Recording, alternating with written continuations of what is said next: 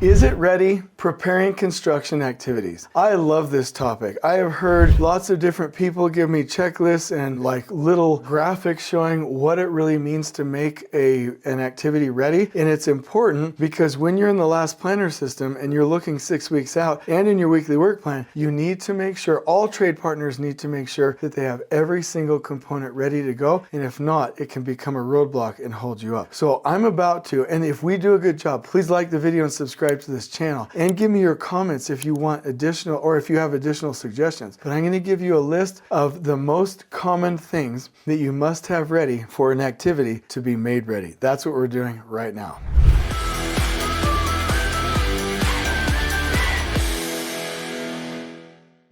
All right, so let's go through these one by one. Number one, conditions of satisfaction. If you're going in as a trade partner to complete a work package in a zone, in attack time, you need to know what the conditions of satisfaction are. What would winning look like for that zone? That is key, and hopefully it's written down and it's clear. Most of the time, this needs to be an outgrowth of your quality pre-construction meeting that lists the exact conditions of satisfaction for your work package. 2, your support team. Trade partners, as they're going into a work package within a zone and attack time, need to make sure that their trade partner support team, the PM or the PE, have their back with the right submittals, information, installation instructions, finalized RFIs, and the ability with that support team to solve problems real time in the field. 3, primary planning. Before a trade partner goes into that zone, they will, to do their work package, they will have hopefully participated in a pull plan, done their quality pre-construction meeting 3 weeks ahead, been a part of the weekly work plan, and they're starting to plan for the actual work. That means that the people have the training, they have a space to work, they have the tools, they have the equipment, they have the knowledge, right? They have the information, everything they need. So they must have primary planning. So the foreman has a plan with the crew to finish the activity, the work package correctly with their pre-kitted information and plan. 4, contingency planning. What if something goes wrong? That foreman had better have a plan B, C, D, E, or F. What if the space isn't ready? What if you only have half the space? What if the equipment breaks down? What if 2 people don't show up? Or what if it rains? Contingency planning is key before the crew gets surprised. 5, materials. Before that crew goes into that work package in that zone, the crew needs the materials. That means that they are ordered properly, that they are inspected, that they are shaken out by zone, ready to go, palleted, color-coded, and pre-staged in the area. This is crucial for the crew to maintain optimum productivity. 6, equipment. When you say an activity is ready, that means you also have the right equipment. Not only the equipment for things that humans should not be doing, but the standard equipment all in good repair. That means you have it scheduled, it is well maintained, you know it's going to be there on time, you know that you have the diesel for it. Any tools or equipment that you need, you must have ready for your work package. 7, your tools.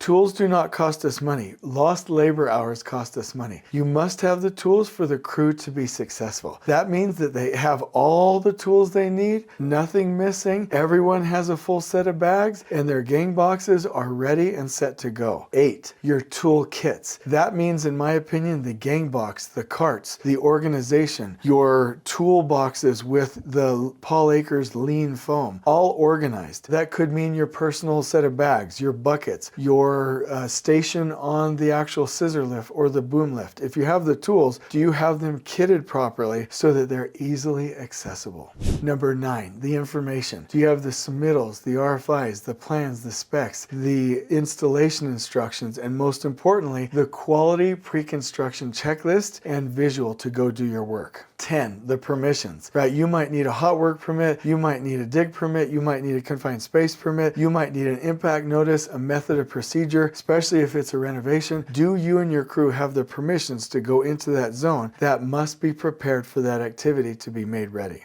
11, layout. This is key. You are owed on the construction project primary control, which surrounds the job site, secondary control, which surrounds the building, which is grid specific, grid lines snapped on the floor, clear, labeled, benchmarks, accurate, clear, labeled, networked together, and any layout that the crew needs before the activity starts.